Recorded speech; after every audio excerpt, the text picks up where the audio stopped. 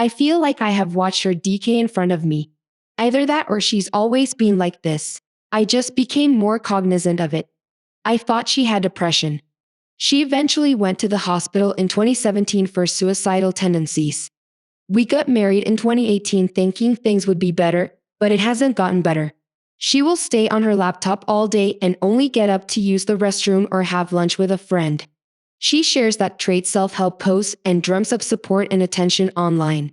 All of my friends here know her and knew her first. On the outside, we look happy together. Don't get me wrong. I enjoy spending time with her outside the house. I fell in love with her for a reason. We mesh well intellectually and have a great time together. The logistics of living with her filled me with dread and resentment. She does not help with house cleanliness or chores at all, and either willfully refuses or cannot comprehend putting things into trash cans.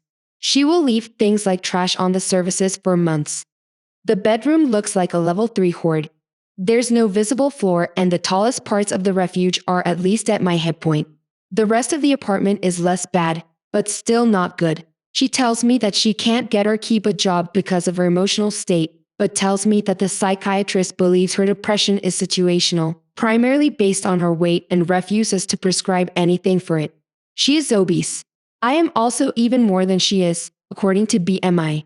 Her mobility is compromised and she doesn't seem that concerned about it. That scares the crap out of me.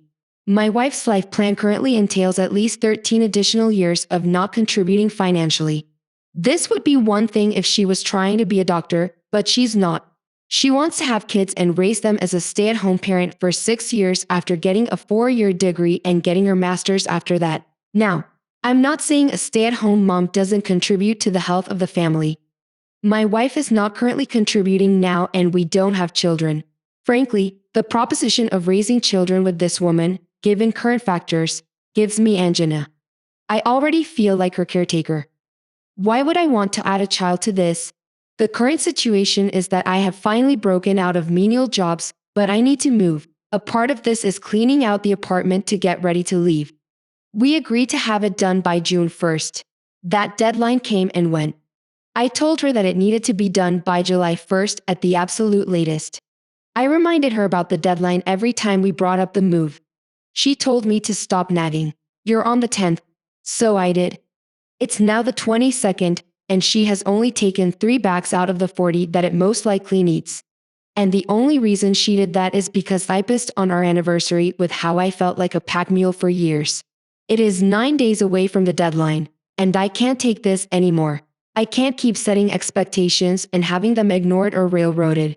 I can't stand watching her care so little about my needs. I know that I should wait until July 1st to be fair to her. But I'm so hurt I can't keep burying my soul working all the time and maintaining a house for 2 people while I'm going through my own crap. I have a severe mental health condition that I keep in check with medication typically, and my wife told me she needed the money for something that in hindsight was ridiculous. That was the beginning of February. It's going to be July in 9 days. The thing that hurts the most is that she says the right things. She knows what to say. She doesn't do any of them more than once. A friend from college has volunteered to take me in while crap hits the fan. I'm scared of what my wife would do if I try to leave. She talks a lot about her low self-esteem and how I'm the only thing keeping her going. She's been hospitalized before for suicidal farts and tendencies. I feel so much guilt. Read it. I know intellectually that I can't be the one who wants to live enough for the both of us. I can't be the only one working towards progress. I will literally combust if I have to continue doing this. Divorce is ugly as a legal process. But I don't think I can keep going on like this. My wife is behaving like an addict. Maybe she is addicted to the internet or to her social perception. That's for a smarter person than I with a license to go figure that out. Sounds like a rough situation. Let's see how the community wants to help out Anchor's Defy claims. Your wife is calling your bluff. Can you leave without having to clean it up? Will you get hit with a fine or penalty when she doesn't clean it up herself? If yes, and you can't afford to pay the expected cleaning fee that gets passed on to you, then clean it all up. It sucks being her maid, but use it as a form of catharsis. Her laziness, her unhygienic and disrespectful actions will not be your burden to deal with once it's done, but you need to leave. You can't live for her. And that's what she is using you for. Financially, emotionally. She has decided to let herself become completely reliant on you. And that isn't right, though partly getting married while, she has mental health issues going on was your own fault. That is something that should really have been worked out prior to marriage. Because promising life for someone who doesn't value their own is a hollow promise. You need to leave and you need to be firm and make it clear you cannot emotionally handle it anymore. She is an adult and needs to learn how to look after herself, how to support herself, and how to respect herself and you enough to not expect you to do everything for her. That can't continue. The AP answers this with, "We got married within 6 months of her hospitalization." At that point, she had gotten some antidepressants and seemed to be on the mend. It was Stoke that quickly dwindled back to her original state after the honeymoon. She hasn't even called a psychiatrist for an appointment or sent an email or anything for a refill. I'm documenting what it looks like before and after I clean it so that it doesn't bite me in the rear. I'm going to try to get my name off the lease, if at all possible. Balance the Mirror wanted to add. Good point. I would try to find out about this on the lease, but I can't imagine it not biting up. If the open leaves our wife's hoard and wife just gets evicted. I know that I should wait until July 1st to be fair to her, but I am so hurt. Hope, please read what you wrote. To be fair to her. To be fair to her, you are not her parent, maid, therapist, or doctor. You're her wife. She sits on the computer all day, only gets up to use the restroom. Your bedroom is overrun by a horde that reaches your hit. Absolutely. She has mental health problems, but she refuses to attend to them in any way. Save yourself. Okay? Agreed, said my friend, who said the same thing. I wanted to stick to the deadline for my own integrity's sake. So you're going to blame everyone else anyway. I acknowledge that. I've been letting my in-laws know that there's trouble in Denmark. She doesn't have a good relationship with them. But what else do I do? When I say to my hip, it needs to be noted that I'm not a small girl either. I'm 5'8". There's parts of the horde that are almost 3 foot tall. This has become some deranged normal for me. And it took breaking down in front of my friend for me to realize that something was wrong. I've been sleeping on a couch for at least a year now. Balance the Mirror offered some more words of encouragement. You're doing the right thing. When I read your post, I was like, unless Op is a short person, that's a large horde. I am short and my hip. No, none of this matters, Hotting. And you're sleeping on the couch for a year.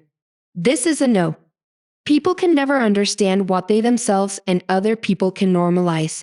You can get used to so much over time. Physical abuse partner. Going from 1 hour to 9 a day. Gaming G. My with the other is drinking a bit more. It's idiotic about we can pretzel ourselves into thinking is not that bad or it'll totally get better after X, Y, C. Amazing are the people that will boot a loved one the second time. They don't do dishes or brush their teeth or keep sexting. Insta models refuse to get a job. It's hard. You know the person and love the person and can make 50 million excuses for their hairy teeth. But you know what? You know and what you have to do. It simply sucks. And here we go with the update. I wrote here 2 months ago about my relationship with my wife. She was a hoarder and had a litany of other issues that were above my pay grade. I asked Reddit if I should leave by July 1st, and it was unanimous that I absolutely should. I didn't leave July 1st. I left the night of June 30th. The cleaning didn't get done. Surprising, literally no one. We were driving to our apartment and I told her that I was really crestfallen about July 1st. Why is that a bad date for you or something? I was furious, but I kept it to myself. I told her how I felt and I reminded her of my deadline. I told her that I was moving out and that I was done. She cried and cried and cried and begged for a week to clean the apartment to show that she was committed to this marriage. I said that she was free to do it, but I wasn't going to sleep there during that. And I moved in with my friend. We agreed to reassess the condition of the apartment Sunday morning. She told me how spiritually edifying it was to clean. It was really optimistic for a bit. Wednesday comes and my father-in-law calls me frantic. He's like a dad to me. He tells me that my wife emailed him, which she never talks to him unless she has to, and I asked why. He told me that she begged him to tell me to come back home. He remarked that it was bizarre, but I was incensed. No, father-in-law. It's not bizarre, it's scrappy. She's trying to leverage you through a relationship to get me back. Saturday comes and she sends me a message on Facebook saying, it doesn't look as good as I wanted it to physically, but I feel like I've made a lot of progress emotionally. And isn't that what matters? I told her that such progress would have been appreciated 2 years ago, but I had to walk. I couldn't do it anymore. She spent money online with our card without informing me on Yearn, and we had a disagreement about it. I told her that I wanted the bank account closed, but she couldn't bear to see me in person. I'd redirected my checks to a new account instead. It had been weeks and I finally went back to get my things and it got a lot worse. There was a water leak in the carpet. The litter boxes weren't taken care of. Since I took care of them the day I left and she managed to move the microwave into her bedroom. The latter was particularly surprising because she refused to move anything heavier than 10 pounds because of a cited rotator cuff injury for years. And yet she got a 40-pound microwave into her room. I reported the conditions to my mother-in-law who co-signed the lease with us. She called me back to bemoan. What are we going to do about my daughter? You don't understand how hard it is to have to think about how to take care of her. I snapped at mother-in-law about her nonsense. She asked me what she should do about my ex-wife feeding her histrionic personality. I told her that I had no idea, but she signed papers 27 years ago that made it her responsibility and not mine. I'm happily living with my friend. Her and I are currently figuring out what we are, but we're being supportive of each other and making each other's lives easier.